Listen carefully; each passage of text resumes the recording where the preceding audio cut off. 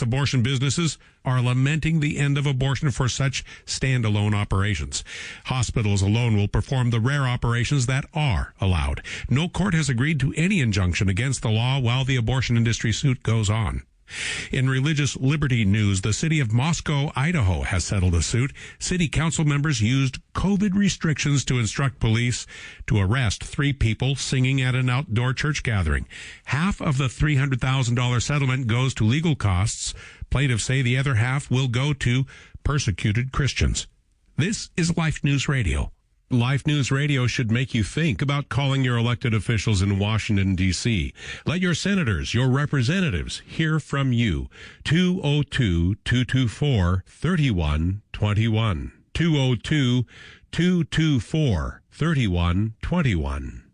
While Illinois is in court fighting for a law that arguably seeks to persecute pregnancy support centers, its governor is joining 20 other states to promote and pay for more abortions. Those 20 states' attorneys, led by Washington State's Bob Ferguson, are also in court supporting a suit against Idaho. They do not like Idaho banning the trafficking of women to abortions in those 20 states. An Ohio lawsuit citing substantial legal failures in an initiative could spell the end of an effort in November that seeks unlimited abortion in Ohio. And doctors worldwide are arguing that abortion is never medically needed. Explanations involve other means of delivering threatening pregnancies without directly intending to end the life of the child. For pro-life headlines delivered to your email address daily, sign up at lifenews.com. This has been Life News Radio. This is Franciscan Media's Saint of the Day for August 3rd. Today we celebrate St. Peter Julian Aymard. Born in southeastern France in 1811, Peter Julian Aymard struggled with poverty and illness as a young man, and with a driving need for perfection throughout his life. He had a deep love of the Eucharist and preached the 40 hours devotion in many parishes. First ordained a diocesan priest, then permitted to enter the Society of Mary, he finally established the Blessed Sacrament Fathers, serving as the congregation's first superior general. Though Peter Julian initially focused his efforts on ending indifference to the Eucharist, he eventually emphasized a more positive spirituality of Christ-centered love. Members of his congregation alternated between an active apostolic life and a quiet life contemplating Jesus and the Eucharist. One was to flow into the other. In 1858, he co-founded the Servants of the Blessed Sacrament for women religious, and later the Priests' Eucharistic League and Archconfraternity of the Blessed Sacrament. Peter Julian Aymard died in 1868 and was canonized in 1962, one day after the end of Vatican II's first session. There's more about the saints along with inspiration and Catholic resources at our website, saintoftheday.org. From Franciscan Media, this has been Saint of the Day. A misunderstanding of love. They understand love as an experience. And it doesn't make very much difference who the other person is. The fig leaf that in Greek sculpture was over the secret parts of man and woman is today put over the face. They don't care who gives them the exhilaration. It is only the experience itself that matters. The person does not count. You drink the water, you forget the glass. This is not the meaning of love.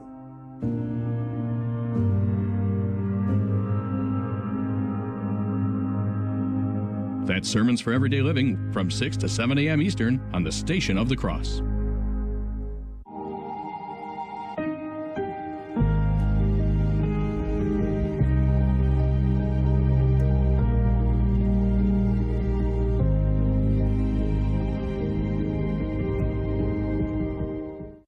This is Joe McLean, and you're listening to the Station of the Cross, proclaiming the fullness of the truth with clarity and charity. Heard around the world on your Android and Apple mobile devices. Go into the world and tell every man that you meet There is a man on the cross. A Catholic Take. What you need to know right now. A bold synthesis of inspiration and information. Keeping you up to date on the news and issues from a courageous Catholic perspective. A Catholic Take with Joe McClain starts now.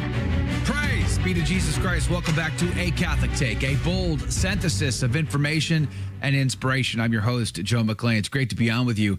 Coming up at 15 past the hour, Brent Haynes is going to be on the program. We're going to be talking about gun control.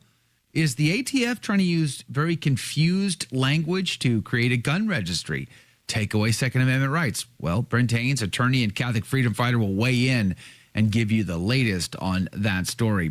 Also at 30 past the hour, Dr. Paul Kengor is back on our program. Very excited to have him back on the show. Did the Catholic Church do enough to stop the slavery? Did the Catholic Church have anything to do to kick off the Atlantic slave trade? We're going to ask those questions because he has a brand new book out with Emmaus Road Publishing, The Worst of Indignities, the Catholic Church on Slavery. That is coming up. I'm sure you've heard that from your friends, your family members, your co-workers, what the evil Catholic Church did or did not do during the Atlantic slave trade. We're going to talk all about it with Dr. Kengor. It's coming up on the program. Do join us if you can. We still have the Saint of the Day, the Gospel of the Day, commentary, and news stories all to get through. We're going to link to everything on our website, thestationofthecross.com/ACT. Let's pray and let's get started. In the name of the Father, the Son, and the Holy Ghost. Remember, O most gracious Virgin Mary, that never was it known that anyone who fled to thy protection, implored thy help, or sought thine intercession was left unaided. Inspired by this confidence, I fly unto thee, O Virgin of Virgins, my mother. To thee do I come, before thee I stand, sinful and sorrowful. O Mother of the Word incarnate, despise not my petitions, but in thy mercy hear and answer me. Amen. In the name of the Father, the Son, and the Holy Ghost. And now your saint of the day. Saint Gamaliel, pray for us. Gamaliel was a Pharisee, one of the most highly respected doctors of the law in Jerusalem, and a teacher of St. Paul.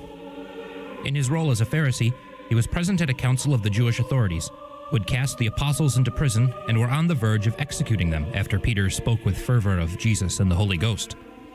As recounted in chapter 5 of the Acts of the Apostles, Gamaliel prevented the execution of the apostles, advising that if this counsel or this work be of men, it will come to naught. But if it be of God, you cannot overthrow it, lest perhaps you be found even to fight against God.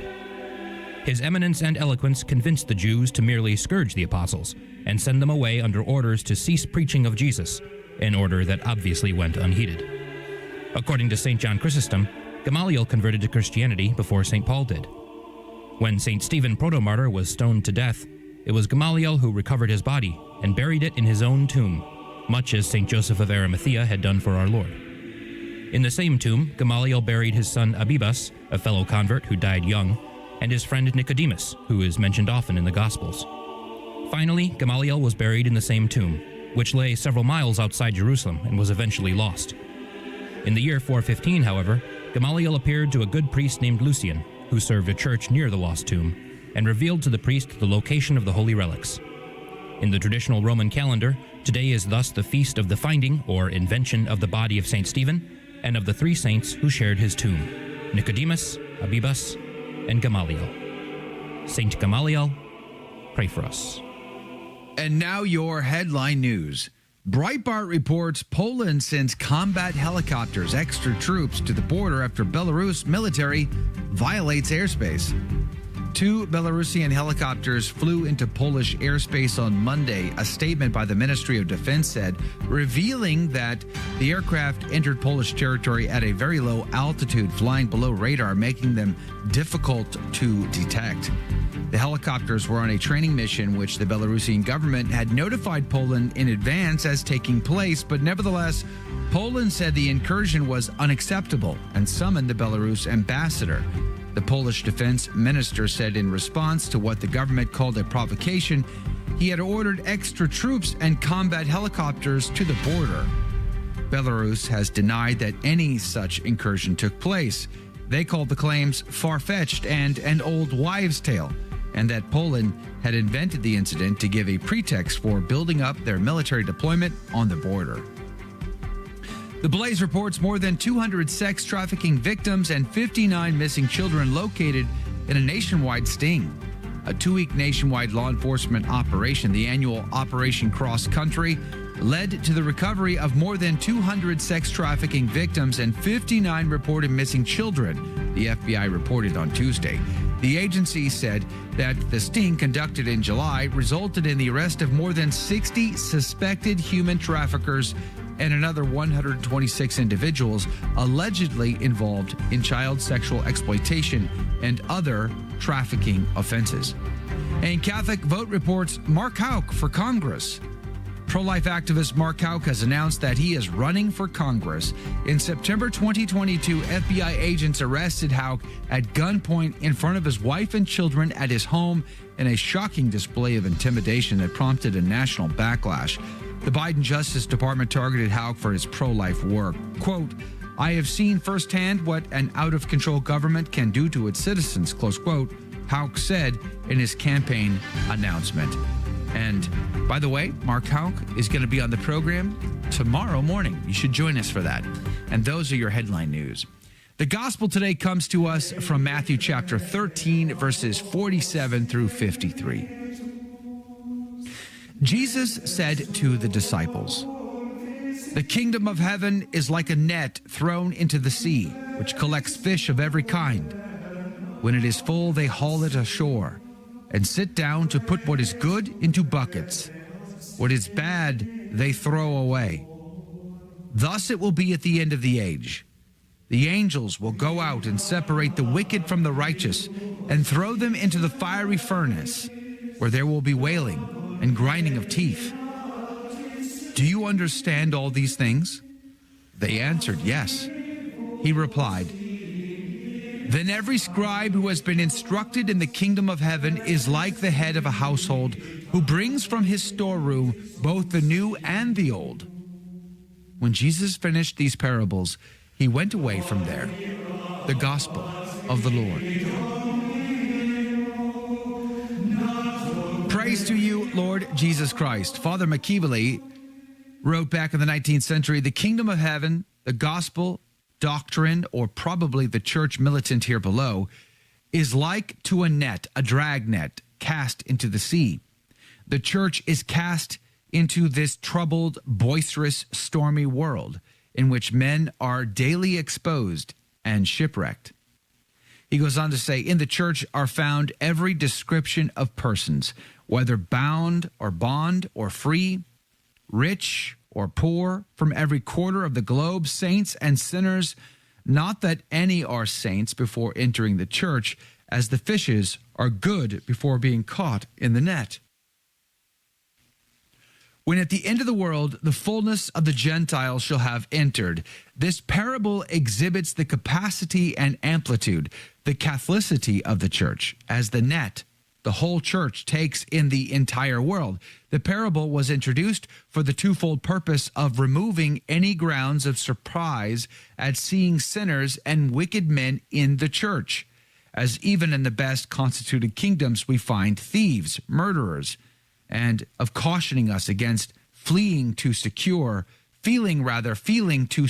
because we are members of the church, which includes sinners as well as saints, reprobates as well as elect. Boy, isn't that true today?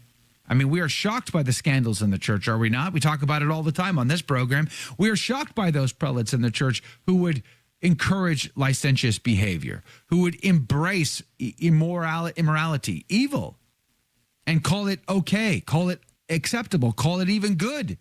There are many in the church today who are advocating for that very thing in the Synod on Synodality. It's true, and we are shocked by it. And some of us in the Catholic Church have made the decision that we must leave. We must leave this thing and go somewhere else. And yet we are reminded that this will be the case until the end of times, when the judgment comes and the angels come and separate the good from the bad. And the evil do not get away with it. No one gets away with it. Everyone gives an account. You, me, everyone in the end. And those that die in a state of mortal sin who have done these evils will go to hell and there be slaves to the demons for all eternity. That is the reminder in the gospel today. Father McKeeverly goes on to say, the preacher of the gospel must then be prepared to employ examples of all sorts, taken from the Old Testament and the New, and bring to bear varied knowledge derived from all legitimate sources, cultivated and perfected by daily meditation and spiritual exercises, in instructing the people. He is sure to make an everlasting impression if he elucidates and confirm his teaching and make abstract truths almost tangible by examples derived from the New Testament and prefigured by the Old, as also by the judicious selections of examples drawn from the lives of the saints. What is he saying here? He's saying, do not throw the baby out with the bathwater. Use everything at your disposal to proclaim truth itself to as many people as possible, because tick, tick, tick.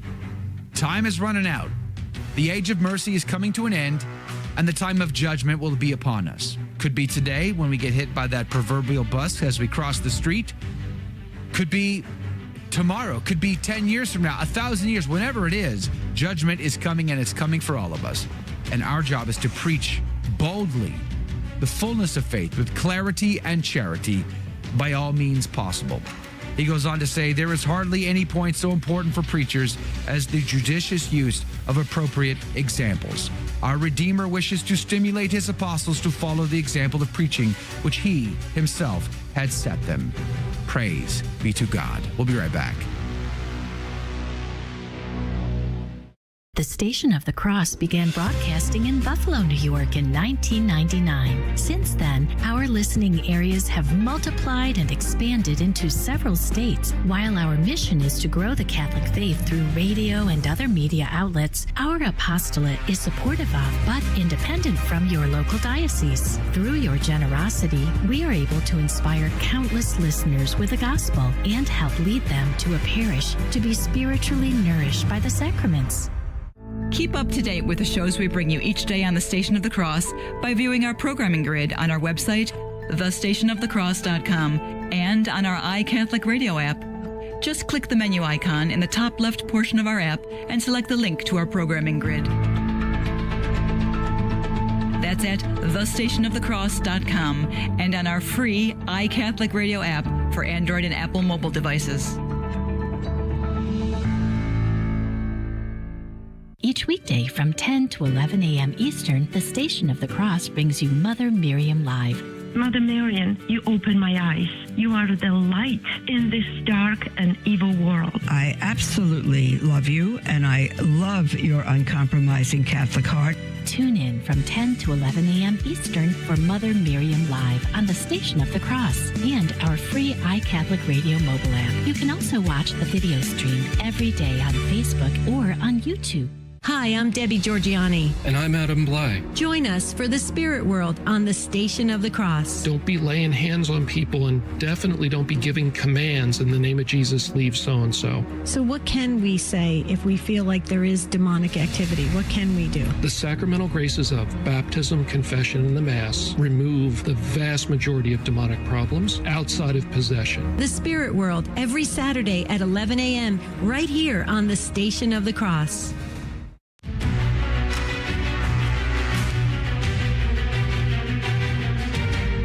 Praise be to Jesus Christ. Welcome back to A Catholic Take, a bold synthesis of information and inspiration. I'm your host, Joe McLean, and it's great to be on with you. Coming up at 30 past the hour, Dr. Paul Kengor is going to be on the program. He has a brand new book out called The Worst of Indignities, The Catholic Church on Slavery, and it's published by Emmaus Road. We're going to have a conversation about the Catholic Church and slavery. You know, slavery is not new. It goes all the way back. We're going to talk about a little bit of its history.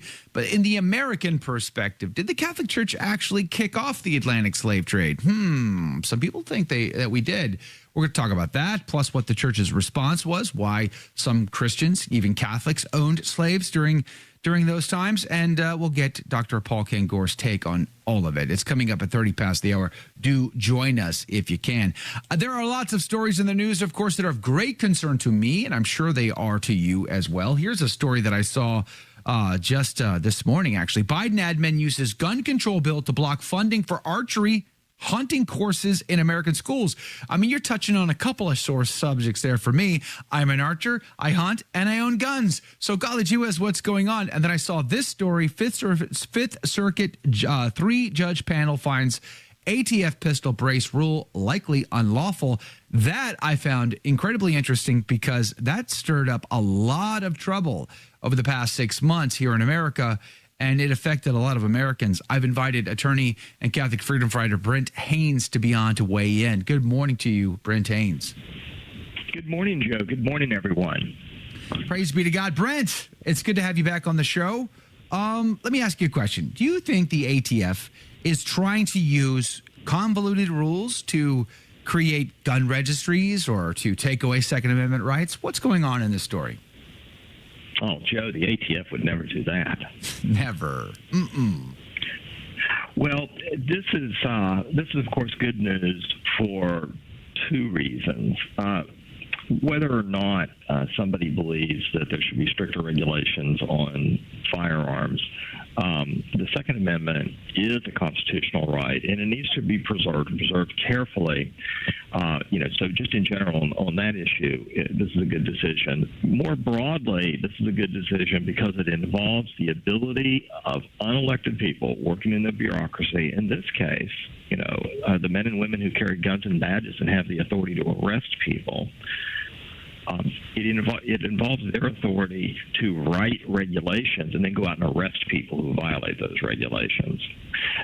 So the specifics of this particular lawsuit, and there's more than one that have challenged this rule, have to do with whether or not the ATF followed the Administrative Procedures Act. And some of your listeners who follow these court cases more closely might remember that going back to the Obama administration, there were lawsuits against the Obama administration for bureaucrats in the Obama administration not following the Administrative Procedures Act.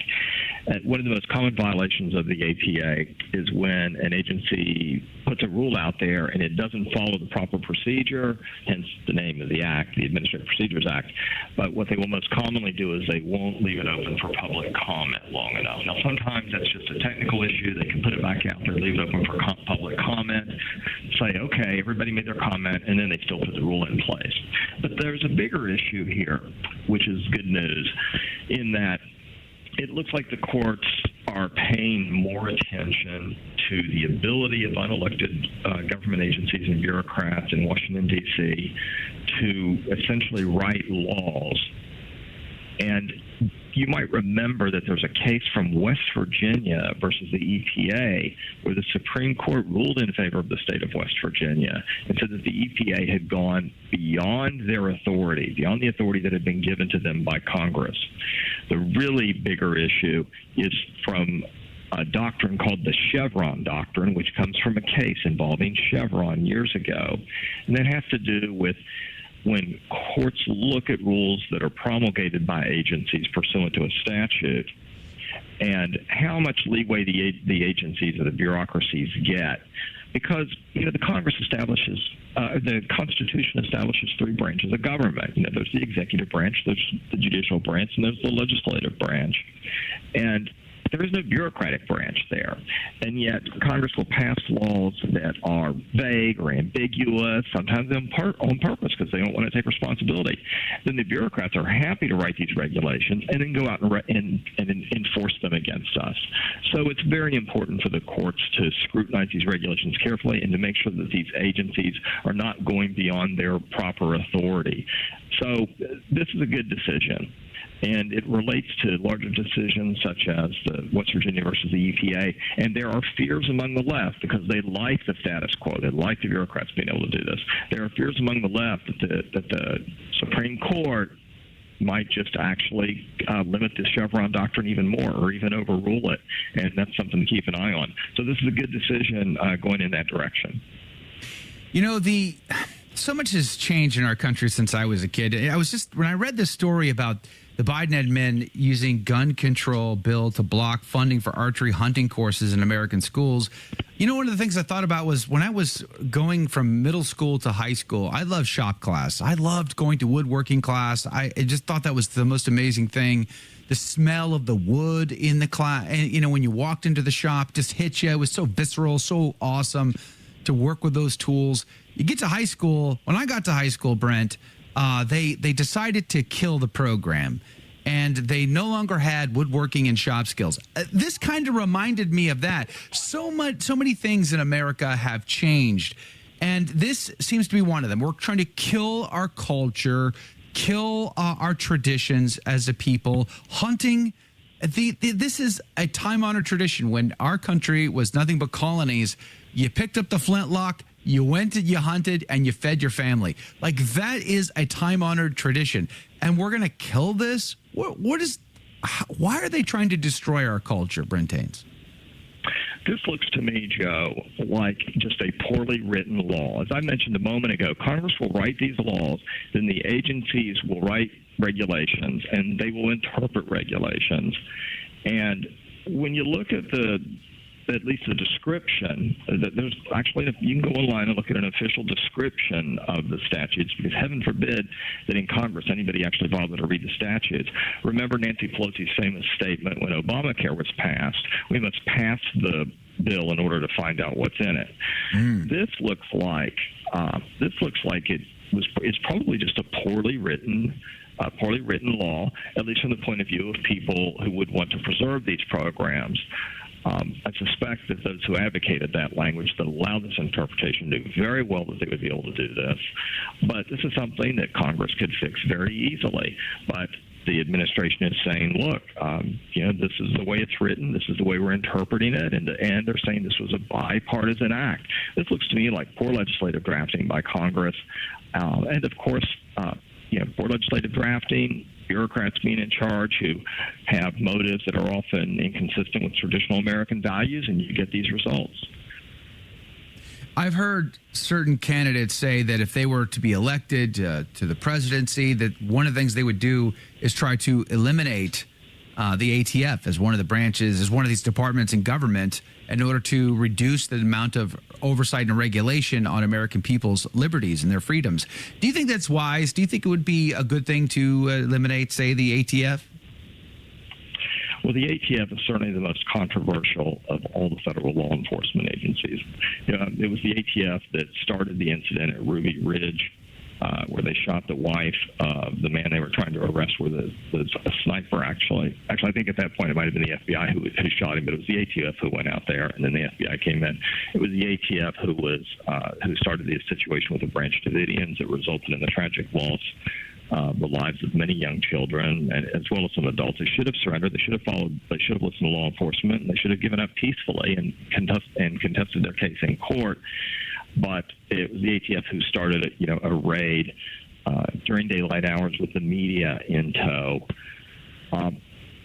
The ATF is an agency who is dealing with a right that is enshrined in the Constitution. A lot of people might not like firearms, but that is a right that's in the Constitution. And the ATF's whole reason for existing is to sort of, be at war with that right. They do plenty of other good work. There are plenty of fine ATF agents out there who are really fighting crime and going after real criminals. But there's always that tension with a right that is established in the Second Amendment to the Constitution. And it's reasonable to ask, do we need an agency, a specific law enforcement agency, for this specific purpose? And we've got the Federal Bureau of Investigation. We have federal agents in the Department of Homeland Security. We, of course, have the police officers in all of the 50 states and local jurisdictions.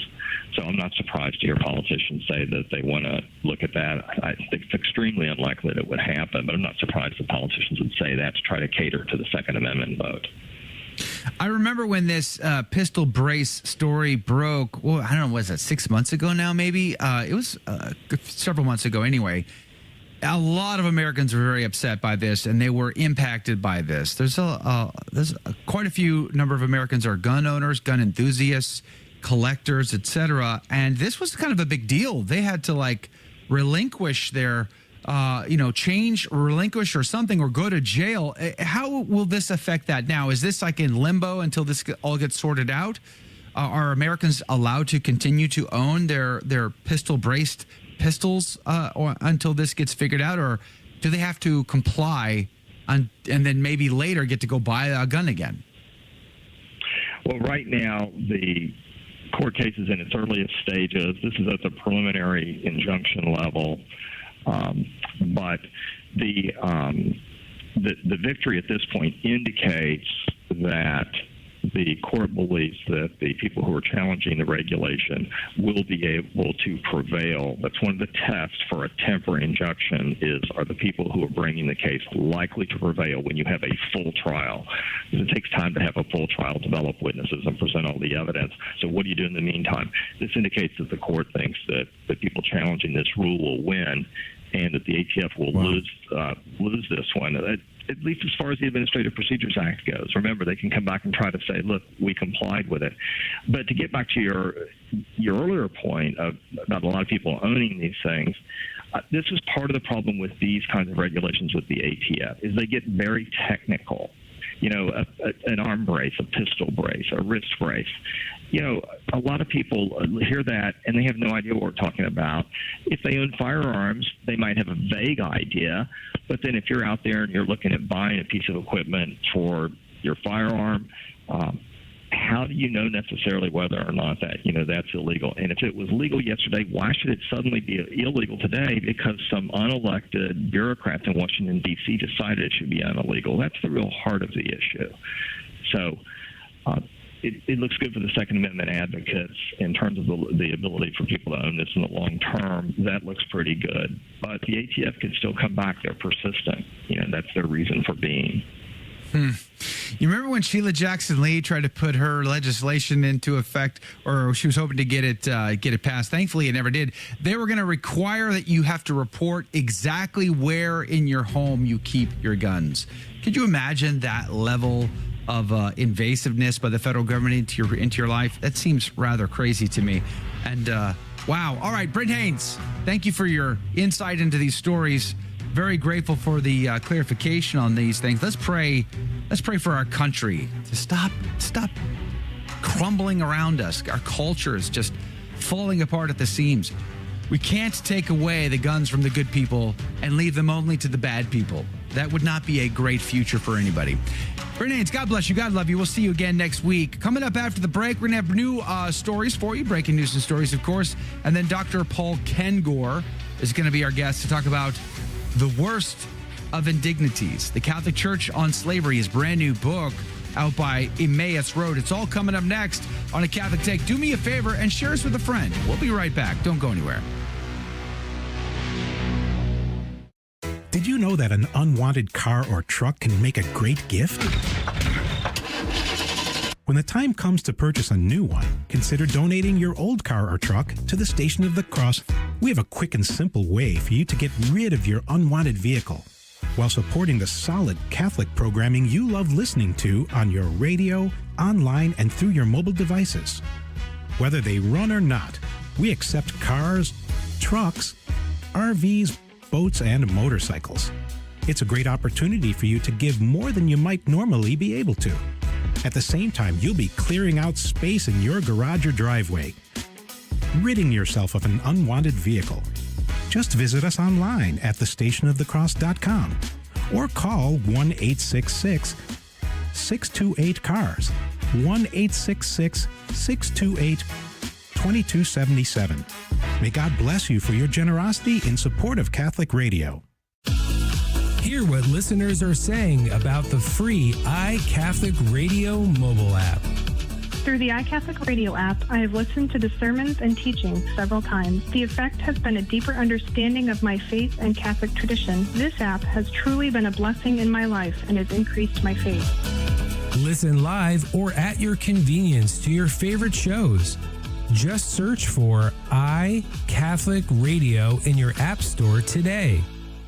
You can listen to any of our network-produced programs at your convenience, wherever you enjoy podcasts. Hear a powerful sermon you need to share with a loved one? Maybe there's a guest or teaching segment that deserves another listen.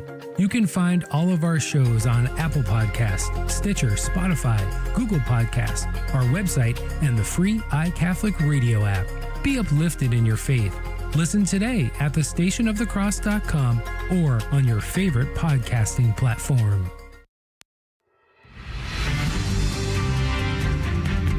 Praise be to Jesus Christ. Welcome back to A Catholic Take, a bold synthesis of information and inspiration. I'm your host, Joe McLean, and here are your headline news. Daily Wire reports Justin Trudeau announces separation from his wife. Canadian Prime Minister Justin Trudeau announced on Wednesday that he and his wife, Sophie Gregoire Trudeau, are separating. The two met when they were children and reconnected when they ran into each other at a charity drive 20 years ago. They married 2 years later in 2005 and had 3 children together. The New York Times noted that the announcement comes just after Trudeau overhauled his cabinet last week, shuffling Liberal Party ministers in key portfolios to inject what he called fresh energy into the team. I wonder what the Canadians will call it. Just curious. A LifeSite News reports Oklahoma governor signs order banning gender-confused men and cleaning up the bathrooms in the prisons, too. Praise be to God. Oklahoma has instituted further protections for females in light of ongoing problems with gender-confused men identifying as women and entering women-only spaces such as prisons and locker rooms. Governor Kevin Stitt's August 1st executive order defines male and female using biologically correct terminology. It provides similar fact-based definitions for mother, father, man, boy, and sex. The executive order also requires correctional facilities to provide dedicated facilities for men and women, respectively. Likewise, schools are directed to provide dedicated restrooms and locker room facilities for boys and girls, respectively. Praise be to God for that.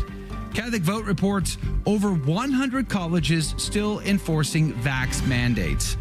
From Ivy Leagues to community colleges, universities across the nation are still mandating COVID shots 3 years after the outbreak of COVID-19. As fall 2023 approaches, more than 100 colleges will be requiring the shots, according to the organization No College Mandates, or NCM. NCM has collected information on colleges across the nation. The never mandated list has become a mark of pride for some institutions. According to NCM, over 500 colleges never required COVID shots, including many Catholic colleges such as Catholic University of America, Wyoming Catholic, and Thomas Aquinas College. And those are your headline news. Good morning to our iCatholic Radio listeners. Praise be to God. I'm very grateful to have you guys on the team listening to Catholic Radio 24/7, clear as crystal, right on your mobile device. You can download the podcast, watch the live video feed, get our schedule, and a lot more. Reach out to us if you wish through the app. You can do that too. Just download the iCatholic Radio app in your iOS or Android app store today. We would love to have you on the ICR 300 Club team. Joining us now, though, is Dr. Paul Kengor. He's got a brand new book out, The Worst of Indignities, The Catholic Church on Slavery by Emmaus Road. It's stpaulcenter.com. We're going to put a link to it in our show notes as well. Dr. Kengor, good morning to you. Grateful to have you on the team today. Good morning, Joe. Good to be with you again. All right, so let's talk about slavery here. I'm excited to see your new book. There are many who would say, Dr. Kengor, that the Catholic Church, it didn't do enough to prevent slavery. They would even go so far as to say it's in fact possible that it was the Pope of the Catholic Church who kicked off, or at least gave permission for, the Atlantic slave trade, of what we knew as the Atlantic slave trade and African-American slaves in America. What would we say to that? And I know that you addressed this in your book. So what is the response? Yeah, it's complete nonsense, and I'm really shocked by the profound ignorance by so many people on the Catholic Church on slavery. I mean, in doing research on this book, I found documents that others have been citing for years, and then I found many more still. And I'll tell you, Joe, the farther we go on, whoever does a version of this book 10 or 12 years from now is probably going to find more documents still. But I open the book. Well, first of all, I deal with two statements from Nicholas V that people are rightly confused by and have problems with. And I hate to start the book with that, because those two are, as I said, not just confusing, but completely and utterly anomalous to everything, the big, long track record in the history of the church. But the transatlantic slave trade began in the year 1444. And we have encyclicals, statements, exhortations from Pope Eugene IV from 1434, Creator Omnium, and 1435, Sicut Dudum. And they're talking there 10 years before the transatlantic slave trade. I mean, the second of those is called Against the Enslavement of Black Indians in the Canary Islands. I mean, that's 10 years before the Atlantic slave trade. And for people that aren't happy with that, well, people usually point to Wilberforce and the Brits as leading the way in abolishing slavery. Well, they did that in 1835, folks. So that was 400 years after the second of those statements from Eugene IV. We banned it roughly 1865. That's 430 years after that. And if you want to go back way before statements like those, we have the Council of Agde in the year 506. All right, we have the Council of Koblenz. We have the Council of Worms. So you go back to like the year 922 for those. You can go back to St. Patrick condemning slavery. By the way, he had been a slave, and that was the 4th century. You could go to St. Gregory the Great, late 500s. He had been a slave. He became a pope. He became a saint.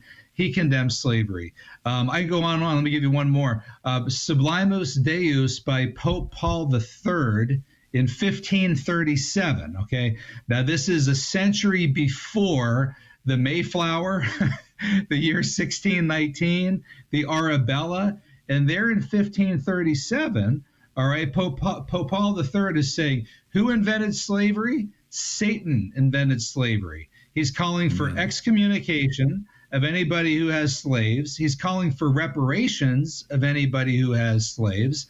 And we've got all kinds of statements like this from the church. So people who write today, and they do, that the Catholic Church didn't get around to condemning slavery until Vatican II. Well, all right, maybe if I'm generous, Leo the 13th. They have no idea what they're talking about, and they're embarrassing themselves. So hopefully this book will provide a quick tutorial for people to educate themselves about their profound ignorance before they go besmirching the church and making fools out of themselves. You know, I like the fact that you're dealing with some of these misconceptions. You know, one of the things that I like to do is read Bernal Diaz's recount of Hernan Cortez's expeditions in Mexico. And on page 2, it's like it's a huge, thick book. And he was there with Hernan Cortez during the journey. On page 2 of this man's book, page 2, he recounts how a corrupt, evil Spaniard nobleman tried to pay the conquistadors to take a village so that he could have slaves. And they responded with, neither God nor our king compel us to make slaves of another man. We're not doing it. like page 2 of this book already deals with the mindset in the 1520s at the time about the average conquistador realized that they're not there to make slaves out of anyone. So we're like busting the myths, I think, is very important because most everybody has a revisionist history type of background in school, high school, college, or what have you. And one of the things I thought was great about the intro of your book was you begin to talk about slave in the historical context, because we tend to think of slavery in the Atlantic slave trade context, but you have already pointed out that St. Patrick was a slave. That was, millennia. I was like a millennia before all of this. So, talk to me about the slaves prior to the Atlantic slave. The Ottoman Empire had a lot of slaves. What was life like for slavery in the Roman Empire as compared to the Atlantic slave trade? Is the Atlantic slave trade just that much worse, harsher, because there was a racial element to it than other eras and locations? Well, there's been a racial element to it for a long time for a lot of cultures, and understandably we focus on what we do in the United States because it was our experience. But of the Atlantic slave trade, again, which begins in 1444, of the millions of slaves from Africa over the next 400 some years, less than 5%, Joe. In fact, scholars estimate, they've got hard numbers on this. They've got good data. About 4.4% of those black African slaves went to North America. 4.4%. Oh, wow. So the vast majority went elsewhere. In fact, the biggest slaver, it will surprise people, wasn't even the Spanish Empire or Portugal. It was Brazil. Brazil didn't outlaw slavery until 1888. And so for people who are keeping racial tabs on this stuff because of our sick modern America, race-obsessed, critical race theory country, we look at everybody, we judge everybody by the color of their skin. Well, the people in Brazil, folks, weren't white Northern Europeans. Okay, they were darker skinned people, and these were African slaves.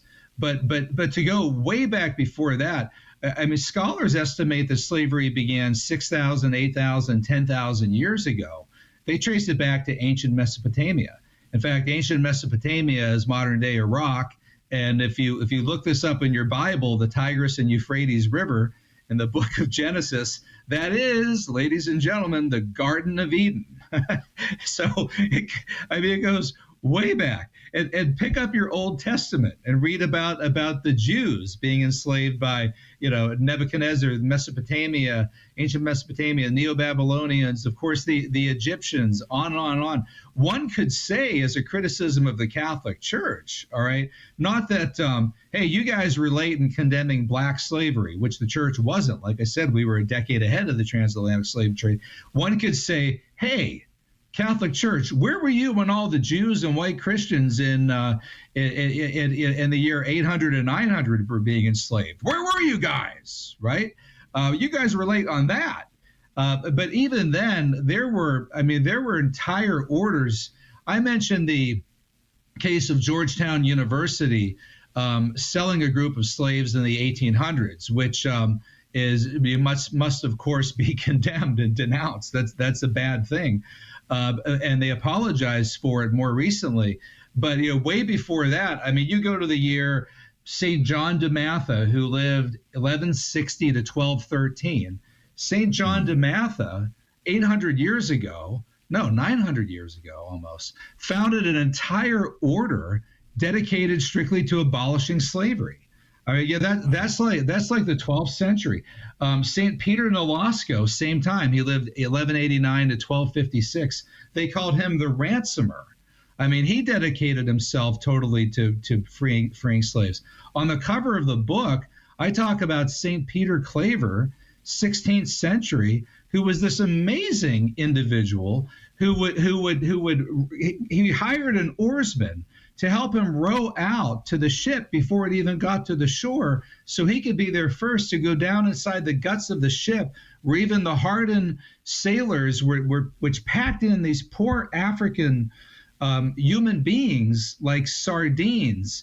The hardened sailors on the ship would even go down in there because it smelled so bad. Here was Peter Claver, this Jesuit priest, running down in there, wiping off their faces with his cloak, kissing their faces, their ulcered faces that had excrement all over them, bacteria. They were dying, they were rotting, and taking care of them, ministering to them. So the church was filled with not just statements, but individuals, literal saints. The entire Salamanca school, Bartolomeo de las Casas, Vittoria, Montesinos, I'm a voice crying in the wilderness.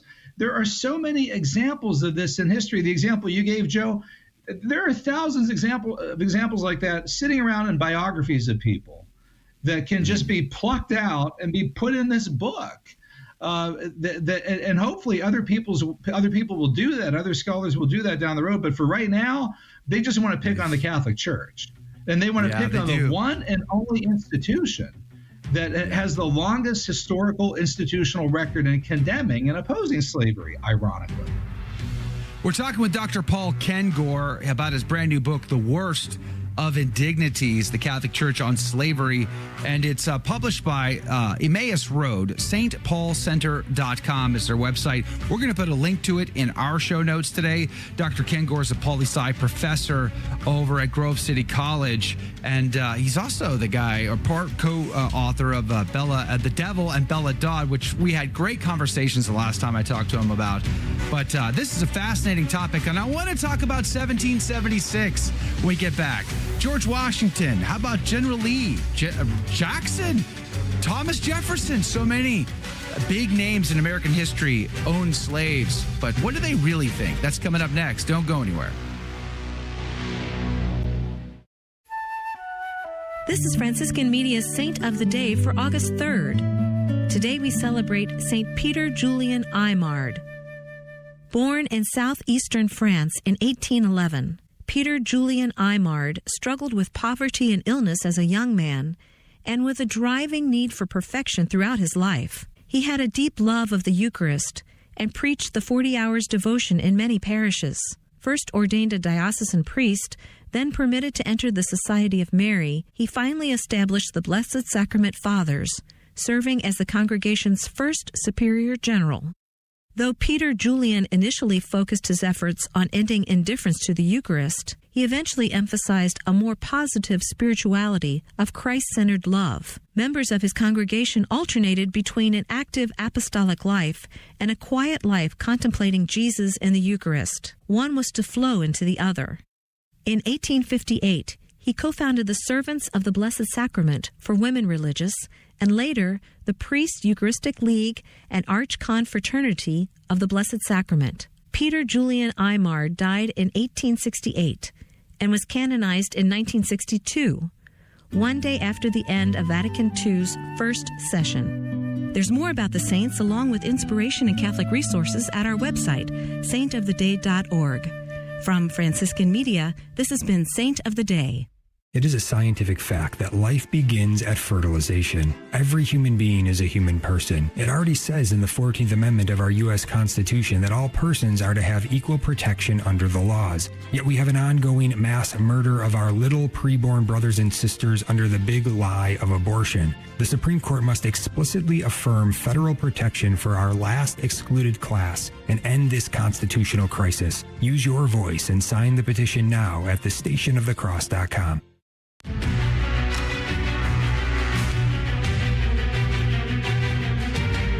Praise be to Jesus Christ. Welcome back to A Catholic Take, a bold synthesis of information and inspiration. I'm your host, Joe McLean. So good to be on with you. Dr. Paul Kengor is our guest, talking about his book, The Worst of Indignities, The Catholic Church on Slavery by Emmaus Road Publishing. stpaulcenter.com. That's stpaulcenter.com is the website. We're going to link to it in the show notes, which producer Jake always posts right after we get off the radio, and we go into the after show where you get to drive the conversation with whatever you would like to talk about.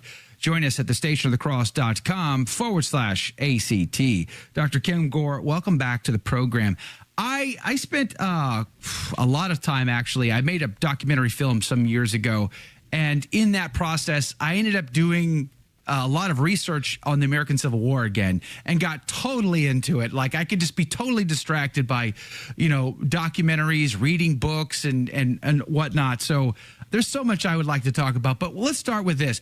Why did the Founding Fathers not put an end to slavery in America in 1776? If they wrote the Declaration of Independence and they realized that men had these inalienable rights, then why not recognize the slaves at that time? Well, the short answer is because they couldn't. They couldn't do it at that time. Had they tried to abolish slavery on July 4th, 1776, they might have had a civil war then, or at the least, they would not have had a unified 13 colonies declaring independence from Britain. And in fact, I mean, you could have ended up with, like you had during the Civil War, a bunch of American Indian tribes siding with the Confederacy because those Indian tribes owned black African slaves. All right. Wow. And I talk about this in the book, the 5 civilized tribes, as they call them, the Choctaw, the Cherokee, own black African slaves. And by the way, they were cruel. They were merciless. They did amputations. They did torture. They arguably treated their slaves worse than a lot of the Southern Biblemen did. They were so abusive of them. The Southern Biblemen at least wanted their slaves to live so they could continue to use them and exploit them. But the Indians were especially cruel. In fact, there are still to this day, there are Black Americans that still have lawsuits who are descendants of those slaves against these Native American tribes. And Joe Biden ain't going to be talking about this on Indigenous Peoples Day, all right, which they're using to replace Columbus Day, all right. But that went on. But in 1776, what is key is that they established the principle that all men are created equal, that they are guaranteed life, liberty, and the pursuit of happiness. And none of this ends in one fell swoop. In fact, Lincoln in the Gettysburg Address says 77 years ago, now that was 1863 that he said that, so that would have been 1776. He said, our forefathers put forth the proposition that all men were created equal. So it's going to take Lincoln and the Civil War in order to see this through, in order to abolish this. I mean, one could say, hey, the last segment, Kengor, you were talking about St. Peter Claver wiping the faces of these slaves. Well, why didn't he just end slavery? Because he couldn't. The Catholic Church couldn't end it either in 1434, 1435. Why did Wilberforce wait till 1835? Dang it! Why didn't he do it in 1810? Because he couldn't. You do the best that you can within the constraints of your time.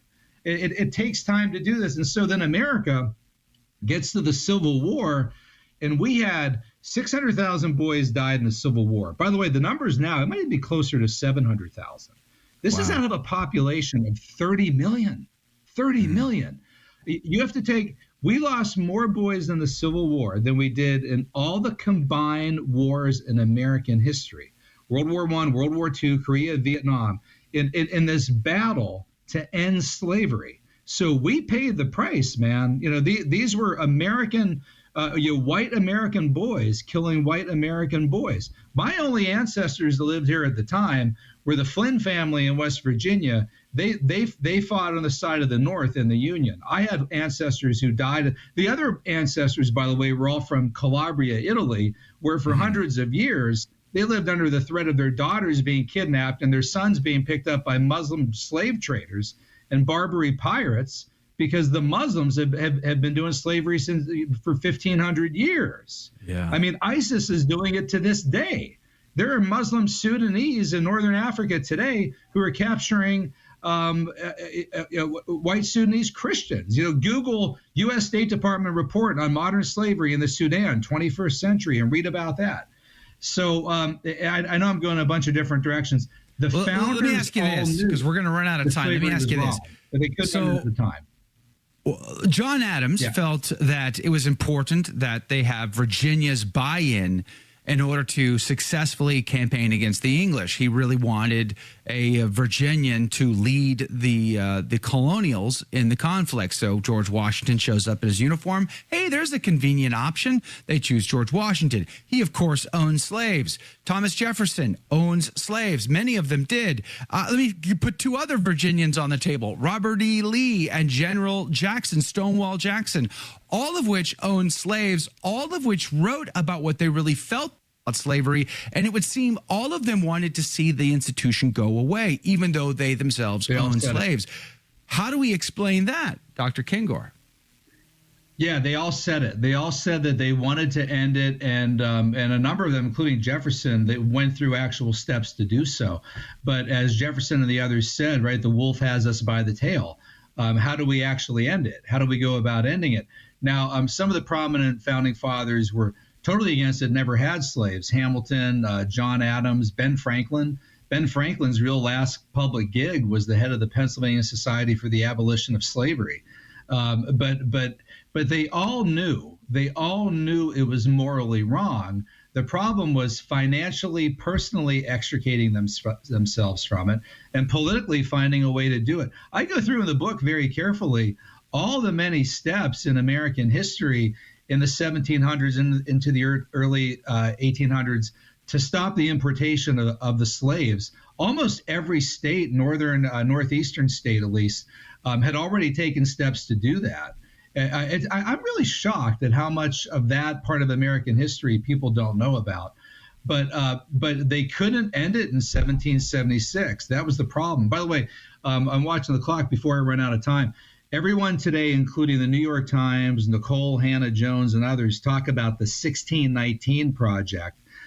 Read the book White Cargo, which was published in 2007 by New York University Press. That's an academic press, and it's by Dan Jordan and Michael Walsh. And the full title is White Cargo, The Forgotten History of Britain's White Slaves in America. As Jordan and Walsh point out, they start their treatment in 1618. Now, this was before there was a 1619 project. 1618 is actually when the first slaves were brought to America. They were white slaves from Britain. And there were about 300,000 indentured servants who came to America beginning in 1618. And many of them were auctioned, sold, and whipped. Now, the majority probably weren't treated as cruelly as black slaves in like the early 1800s, but they were slaves too.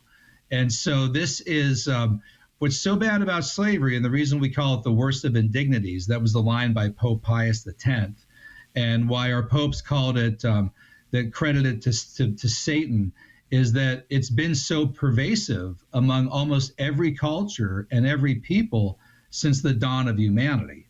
So it's an evil that has had its tentacles everywhere, not just in America. That's why we should see it as so hideous. But we need a fuller understanding of it. Oh, I can't wait to get your book. Of course, it goes on to this day with sex trafficking.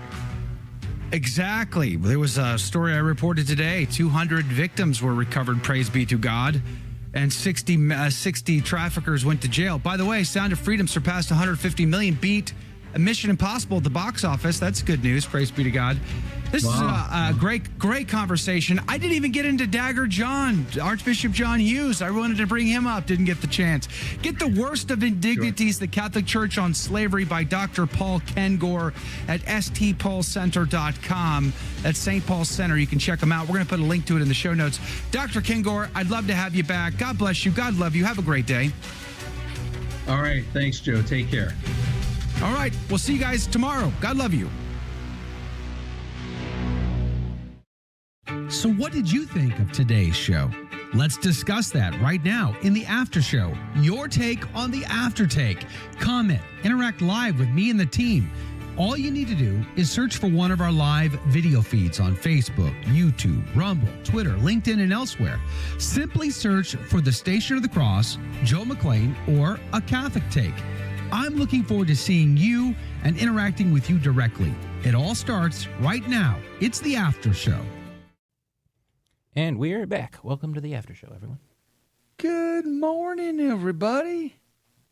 Hey, Jay, can you try to find that reference that he just gave us about White the Cargo, White Cargo? The Forgotten History of... I've already got the Amazon link up to put in the show notes. Awesome. You're the best. Way ahead of you, Joe. Way ahead of me. I'm not surprised. I'm going to be honest. I'm not surprised. Well, you're busy talking with the guests. I can type. You're young. Hang out. Okay, your brain works better than mine. Praise be to Jesus. Oh, I wouldn't go that far. Mary Corso, good morning to you. Thanks for being on the team today. I appreciate it. Patty, exactly. Irish slaves from Britain because they wouldn't convert. You got that right. Junior Barra and Don and Rachel Jordan, good morning to you. Thanks for hanging out with us today. Love having you guys on the team. Mike K is on. Praise be to Jesus. Eileen, good morning to you. Liz and Sharon, good morning to you. Yvonne, good morning to you. Bronx Catholic Cat Lady, welcome to the team. Love you being on the program today. Thank you for doing it. T-Storm, Paul, and Damon. Of course, Damon. Damon's always awake. He never sleeps, ever. Anna, good morning to you. Thanks, you guys, for commenting today and being on the group. Boy, I would have loved, I would have loved to have talked to Dr. Paul Kengor for like an hour. I could talk to him easy for an hour. Like, not even like, I loved when we did the Bella Dodd shows. We did like 2 shows, and it was just like, it was not enough. It was just, he is so good to talk to. I'm so glad we had him back on the program. But this particular topic, I think, is worthy of a lot more time. Unfortunately, we weren't able to give it to him. But, man, so good. So good. Dagger John. I have a book by that title. No, that's not it. That's my Civil War Medal of Honor book right over there. I've got an entire series of on the Civil War. somewhere. I think my kids have stolen my Dagger John. Dagger John was the Archbishop of New York at the time of the Civil War. It is reported that he wrote to Congress, he wrote to, maybe it wasn't to Congress, maybe it was one of the cabinet members, I forget, but he basically said, stop telling Americans they're fighting for the darky. Nobody cares. Tell them they're fighting to preserve the Union. Ouch. But in Dr. Kengor's book, it seems like he was trying to, it seemed to me from what little I was able to take in that he was dealing with some myths and misconceptions about Archbishop Hughes. And that maybe he was being characterized inappropriately. And I wanted to get him to comment on that and didn't get the chance. So hopefully I'll get another opportunity at that. But I've gone through the Rebel Yell, the biography of Stonewall Jackson. So good. I mean, it's this big, but worth the price of admission every day and twice on Sunday. So good. Stonewall Jackson, such an amazing guy. Really. And then, of course, I've gone through a biography of Robert E. Lee. Robert E. Lee wrote to his wife, and they were like, we got to, it should be put to an end. He basically told his wife, I think this should come to an end. They needed to let us do it, he said. We were going to take care of this ourselves, clean up our own house. We don't want to be them to force us, but it definitely needs to come to an end. And he was trying to make provisions for that. I think part of the issue, like Thomas Jefferson. Thomas Jefferson owned slaves, but Thomas Jefferson knew it. He needed to get rid of it. But at the end of the day, he also, when his wife's dad died, Thomas was the inheritor of the property, which included a mountain of debt. So now Thomas had the burden of paying off all of that debt that he inherited from his wife's family. So he was in a situation where he needed to pay off all this debt. So he was like, on one hand, I need to release these. I need to free these people. They shouldn't be slaves. This is bad. But I also have to pay off this debt, and I need cheap labor to do it. So he was obviously conflicted. George Washington, similar story. George Washington was obviously dealing with being away from his farm, his property for so long in the war, and then of course in government. He was constantly worried about being in debt all the time and broke. So he too kind of made that same rationalization. And then, but Stonewall Jackson though, Stonewall Jackson, so good, so good. And Stephen Lang. Okay, raise your hand if you like Stephen Lang's portrayal of Stonewall Jackson in The Gods and Generals. I mean, Stephen Lang's so good. He's great. He's from New York, by the way, not from the South. But man, was he good. He didn't look anything like Stonewall Jackson. Stonewall Jackson was a lanky, unimpressive looking fella. But he had spit and fire when he fought in the Mexican-American War. He didn't worry about dying because he had resolved himself to living in the present moment and trusting in God. He was not Catholic, but man, was he tempting fate by playing with the Catholic fire. Let's just say there's so many good things you could say about the guy. So he made a reputation for himself in the American-Mexican War, forgive me. In the American Civil War, when that broke out, he was a professor that students made fun of at the Virginia Military Institute. He was the artillery officer there, so he taught artillery training to the cadets. And he memorized, I think he had vision problems, he had eyesight problems. He memorized his lectures for his classes. He would sit in the dark and he would go over his lectures in his mind repeatedly, and then he would just recite them precisely. And he was relentless, and they made fun of him at the academy, at the Virginia Military Institute. But man, oh man, when the war was breaking out and it looked like Virginia was going to secede, he told the cadets, Draw your sabers and throw away the scabbard. Do not put your sword down until this is over with. And he made himself available. It took a little bit before someone realized his genius. And then when he did, it was obvious. It was obvious. Now, he wasn't a perfect general by any stretch of the imagination. There were mistakes, obviously, that he made. But when it comes to like his take on the slaves, he bought a slave just so that he could treat them well and free them. Paid for their health care, took good care of them. Slaves would ask him to buy them, but just because of that reputation that he was fostering among slaves, that he was the guy who would take good care of them. He built a Sunday school for slave children.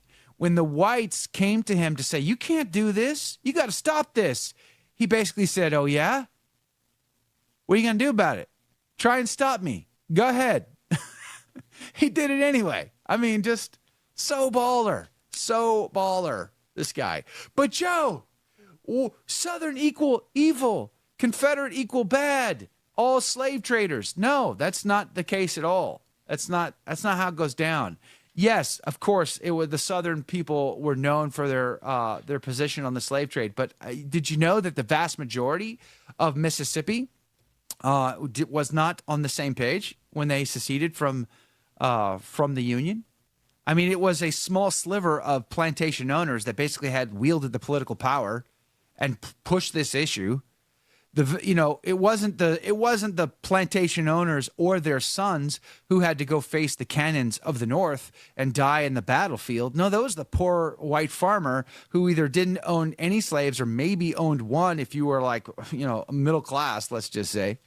So the vast majority of Mississippians who went and died on American Civil War battlefield didn't own a slave. So what were they fighting for? Well, you can go to YouTube, and right now you can actually YouTube former Civil War soldier testimonies, and there's a video there. You can listen to an audio of I think it was filmed or was recorded in the 1930s of this former Southern Confederate soldier who basically said, "No, we weren't fighting to protect the slavery. No, we were fighting to protect our neighbors because a Union army invaded the South, and we protected our homeland. We protected our brothers. We protected our friends. We protected our community." That was why they fought. It wasn't to protect the slave trade. That is one of those myths and misconceptions. Does that make them like perfectly innocent? No, it does not. It doesn't. Just busting some of the myths is all. It's the Lee home in Virginia. If you ever get a chance to visit Stratford Hall, I would love to go there, Jamie. And by the way, Jamie, good morning to you. Welcome to the team. Glad you're on the show today. There's so many Andrea Lamort, good morning to you, Andrea. Good to see you here. Thanks for hanging out with us. Yvonne and Kilroy Jones and Rhaegar 82 and Alberto, good morning to you.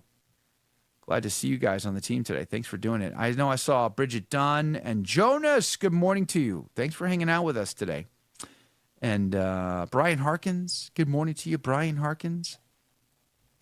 Man, I love the 10th grade history student of the year. Have I mentioned that ever to you guys? 10th grade history student of the year. History is kind of one of my favorite topics. This is the first time you mentioned that, Joe.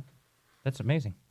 Yeah, I'm not saying that there's like a plaque and a statue somewhere hidden in Converse, Texas, near Judson High School, but there ought to be, if there isn't. 10th grade history student of the year. Just saying. But it's such a fascinating topic to go back and revisit because of the revisionist history that's happened in our schools. And we've taught this sort of South equal evil, North equal good, holy, innocent. Makes you wonder whether or not as Paul Kengor said, nearly 700,000 people should have lost their lives. Could that not have been dealt with in other ways? If the federal government had given Virginia more time, would they have resolved that issue themselves? That's one of the questions. And if let's say they gave them another decade, would that have saved the lives of 700,000 people? And let alone post Civil War, you have the federal occupation of the South.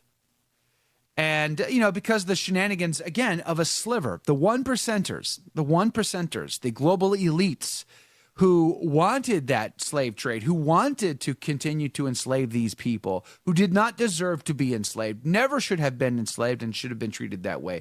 All human beings are made in the image and likeness of God and deserve to be treated with dignity and respect. 100%, no questions asked. But this 1% crew after the war, we won't call them slaves. We'll call them apprentices. Yeah, this is a great idea. Let's do that. So the federal government comes in with their armies and they oppress the South. It's like they go above and beyond to oppress the South. But they're not just oppressing that 1%. They're also oppressing the innocent, again, poor white farmers who didn't participate in the slave trade.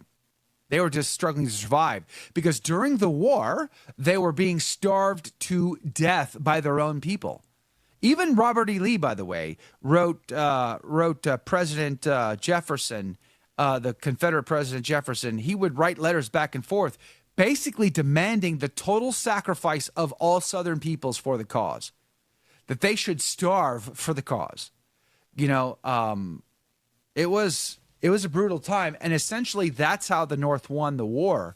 Is that eventually they starved them to death. The Southern Army basically couldn't have artillery pieces anymore because they couldn't have the horses to carry those artillery pieces from place to place because they couldn't feed the horses. So because they needed everything to feed soldiers, so they instead ate the horses and ate the horses' food until that ran out, and then they just starved and to the point where they couldn't continue on. And by the way, fascinating fact. First battle of the Civil War, first proper battle of the Civil War was at Bull Run. McLean's owned that property, by the way. It was a McLean who owned that property. And after that battle, left that property. Where does he go? To the courthouse. Of course, he buys the courthouse, the very courthouse where the Virginia Army surrenders to General Grant, also owned by McLean. Just saying, just putting it out there. McLean. Are we responsible for the beginning and end of the war? I don't know. 10th grade history student of the year, also a McLean. Do you see are you connecting these dots, people? Now there you go. Kilroy Jones. It's all the McLean's fault. By the way, that you don't spell McLean with an I. That's very Protestant of you, Jamie. Okay. Only Protestant McLeans use I's. Just saying. It's McLean's all the way down. That's right. Liz Finch, welcome to the team. Good morning to you. She says she works in McLean, Virginia. The dots are being connected. I need. Where's my X-Files music when I need it? I need a button with X-Files music. We definitely need an X-Files button. When we're connecting the dots to all of these really important, global events, we need X-File music. Instead, I just have. It doesn't have the same je ne sais quoi. You know what I'm saying? It's not quite. That's the a little same. less mysterious and more I am in your face. Exactly. I need X-Files music. It's just so bad. It's gonna be so much better. It's on our hit list to go take the family on a trip to Virginia and see some of these sites. Alistair MacLean. Yep. My Fitzroy. Oh, great author. Who said Alistair MacLean? Alberto. There you go. But Fitzroy MacLean. Fitzroy. A fascinating character from World War II. I think it was his dad who restored Duart Castle. After the Battle of Culloden in 1740s, the MacLean clan who supported Bonnie Prince Charlie basically forfeited Duart Castle at that point, and it was taken from them, it was confiscated. And it was the time when a lot of the Scottish people fled on boats, came to America, ended up in the Carolinas and Virginias as well. And they are what you call the Appalachians today, and white trash. So you're welcome, all right? Basically, Fitzroy's dad restored that castle. Fitzroy, he was like the model for James Bond. Fitzroy was a great man of mystery. He was a politician when the war broke out, and he wiggles his way into being able to. I think he worked for an intelligence agency. Then he became a politician, so that allowed him to join the military. And then he gets sucked into the OSS, and he becomes a spy. He gets dropped behind enemy lines. He's just an incredible man of mystery. Fitzroy MacLean. I should do a whole show on the MacLean clan sometime. Whew, from Scotland. Double dog dare me to do it. Go ahead. Live from Duart Castle. That'd be great. Dang, Joe, look up the Chisholm for me. I will. Oh, man. So many things I want to do. By the way, speaking of trips, speaking of traveling, someone's linked aliens to the MacLeans. Is that what they've done? I wanted to believe, but then the government said they were real. Yes.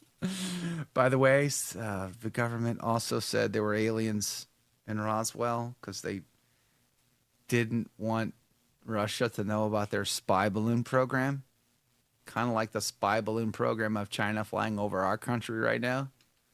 Yeah, you're right. They're aliens instead. Which, by the way, since we're on this rabbit hole, before I go back to talking about my travel plans, you ever watch the Corridor Crew debunk UFO videos? It's good. It's funny. They're a bunch of pagans, but nonetheless, it is kind of funny to listen to these special effects gurus look at footage and figure out how to reverse engineer them, how to figure out how to do them. So they had this one video of someone taking a time lapse over the desert in like Utah at night, and they're seeing this object to make these really bizarre moves, and they're like, it's all time lapse, but they're all like, look at this. This has got to be a UFO. Nothing we have operates that way. And then they're like, yeah, you're right. Like this is the most interesting footage we've ever seen. Unlike all the Tic Tac video that's all bogus and all blah blah blah. But this one could be real. But at the end of the video, they're like, yeah, no, it's not real. It's a weather balloon that's changing in elevation based on its readings and such and thermals and all this stuff. So it's just time lapse to make it look that way. So you ever get a piece of footage, you're like, ooh, that could just go to the Corridor Crew. They're debunking them. It's great. It's really, really great. Besides, there are no aliens. They're just demons. Just demons influencing the 1%ers, the connections, the 1%ers. To leverage technology, secret technologies for their own personal private gain, to include the human slave trade using said technology. Will it be a MacLean that puts it to an end? That's the question. It's the only real question, connecting the dots. All right, going back to what I was saying about travel time. So good news on the travel front. I'm going to be in San Antonio. Like I said, this month I'm going to be in San Antonio. I'm also going to be in Detroit and Buffalo this month. So if you're in any one of those locations and you want to get together, let me know. In September, I don't know that I'm traveling in September, thankfully. My wife and I are going to get away for our 23rd wedding anniversary. That's exciting. But in October, I'm going to be in Alabama, Birmingham, Alabama, for the EWTN radio conference, October 17th through the 20th. So if you're in Alabama and you want to get together, let me know. But I'm also going to go to Rome. I'm probably going to leave for Rome on the 29th of October. I probably will return from Rome on the 6th or 7th of November. And here's the good news. So I'm going to the LifeSite News Rome Forum, which is going to be held October 31st and November 1st. And I'm just attending, but I'm working it out with LifeSite News to get an opportunity to interview their speakers, to include Cardinal Mueller. I'm so excited about that. Bishop Athanasius Schneider will be there as well. I've interviewed him a number of times, but to meet him in person, I can't wait. I'm potentially looking to set up an opportunity to interview Alexander Trugoel, whom I've also interviewed before. But this time, maybe, just maybe, he and I can chat on the bridge where he tossed the Pachamamas into the Tiber River. How cool would that be? That'd be pretty cool, don't you think? I think so. And I'm looking for other opportunities while I'm going to be in the Eternal City. I have already received confirmation from the Vatican that I will get tickets to the Scavi tour. So I'll get to go to the very crypt where St. Peter's bones are kept, praise be to God, right underneath the high altar in the Basilica of St. Peter. So I didn't even know that existed in 2005 when I was there last time. I felt really silly when I got back from Rome to discover the Scavi tour. I'm like, whoa! So I'm so excited to be able to get to do that. But I'm also thinking about hiring a travel guide, tour for the day, and I'm thinking about filming some very key and interesting locations while I'm in Rome, and then sharing this content to you, our insider crew, our donors, our insiders, our super fans. So I'm thinking about doing that, specifically the martyrdom of Peter and Paul. So Tre Fontane and St. Paul outside the walls. Of course, the sacred steps. Silly story. 2005, on my son's 8th birthday, we go out. We're in Rome. We go to the castle, St. Michael's Castle, across from St. Peter's, right? We tour that. Super cool. Then we go to the Colosseum, which was amazing. San Clemente across the street, amazing. And then we go up to St. John Lateran, a few blocks up the road, and it too, amazing. What's right across the street, and I had no idea? The steps, Pontius Pilate's steps that Jesus Christ walked up before he was being sent off to be crucified. Right? Right there. Had no idea. 2005, no idea. We just got on a plane. We went. We had no idea what we were doing. So this time I'm thinking about, let's get a guide. Let's pay someone to make sure we take in certain very cool spots. But honestly, the one thing, Jamie says, Thad and I volunteer to be travel guides. So come on down then. Jake wants to be the camera guy. You guys want to be travel guides? Let's go. Let's go. Which reminds me, by the way, remind me to remind them. And I have news. I have an update. So the Palatine Hill, I didn't go up the Palatine Hill the last time I was there. That would be cool. But the catacombs, yeah, definitely that's on my list. But I really, really, really, really want to go to Tre Fontane. I really want to go to Our Lady of Revelation and the grotto where Our Lady appeared to Bruno Cornucoli in 1947. I really, really, really want to film at that location and tell that story. I ask that you pray that all happens. I did go to the Spanish Steps. Yeah, it's okay. It's all right. It wasn't that impressive. The morning show, the morning road show. I do intend to do some shows from Rome while I'm there, since it's in the noon hour. I hope to get that done. So we'll see how that goes. But I really want to go see Our Lady of Revelation. That's super high on my list of things to do and film. Retell the story there. I've told Bruno's story a number of times at conferences that I've spoken at. And I'd love to be in that location and film there. That would just be so awesome. So I'm thinking about doing that, maybe put together a miniature doc or even a travel vlog or something like that, and share that with you guys as just thank you guys for being on the team, take you there. So here's the other thing. So yesterday, I had several great phone conversations with people, but one of them was with a travel company, a tour guide company. There's a company called Pro Rome. They are solid Catholics that run this. They work with traditional Catholics like myself, like the FSSP as another example. And we are talking about putting together the first Station of the Cross pilgrimage that I'm teaming up. So a Catholic Take and the Simple Truth, Jim Havens, teaming up together to go on a pilgrimage next year. And we are looking at going to Rome in November of 2024. So I really wanted to go to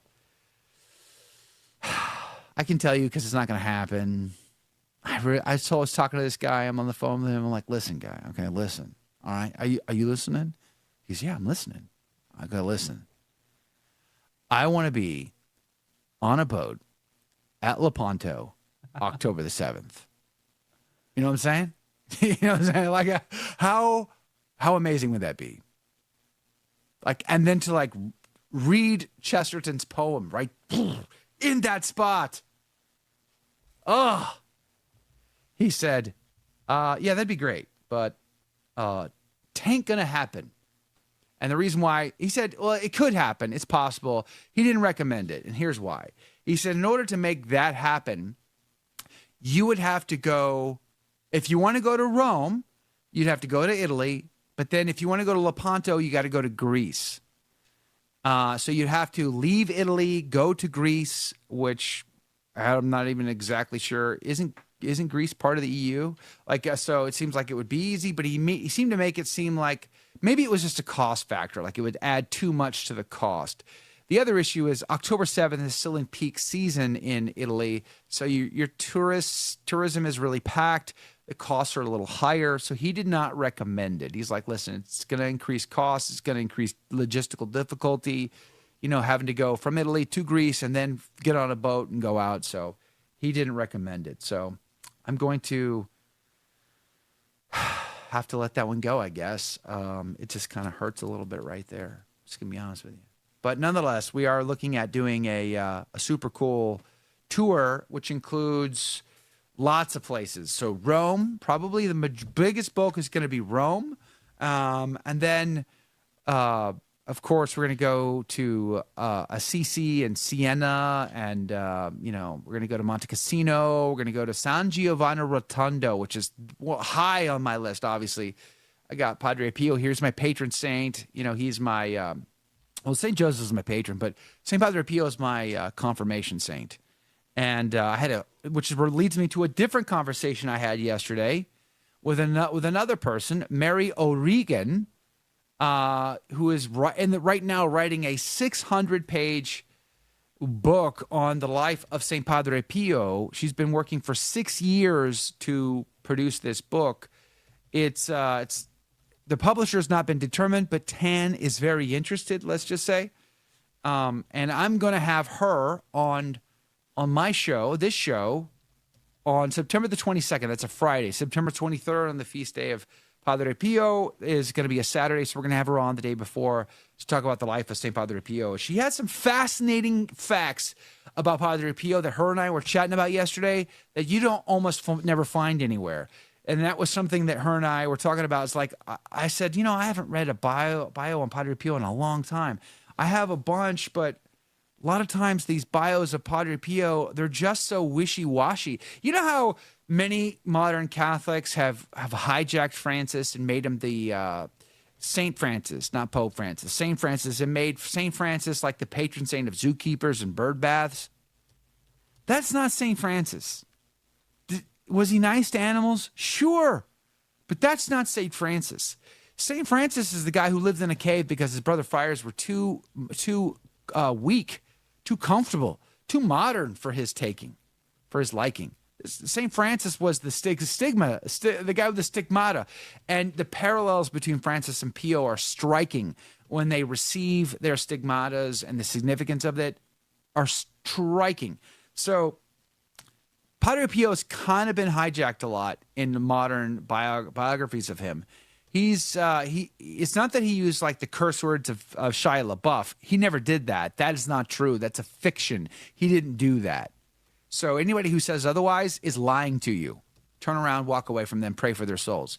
But there obviously are some very cool stories about the life of Padre Pio that a lot of people don't know about because they're not being told in his bios anymore. Like the fact that his spiritual directees did some pretty amazing things to strong-arm the Vatican and to stop persecuting him, like writing a tell-all book about a homosexual archbishop who had it out for him, who was looking for the red hat. Just saying. So good. So good. So many good things happening. So anyway, there's going to be some developments coming in the coming weeks and months about a pilgrimage opportunity that we would love to take you, the super fans, the insiders on. to Italy next year in November. It'll be right after All Souls, All Saints. Jumping on a plane, headed to Italy, doing 10 days with a traditional priest, traditional Latin Mass every day. Woo! Scavi tour. Oh, so many good things to say. And I can't wait to roll that out. So look for that. God love you. God bless you. We'll see you back here tomorrow.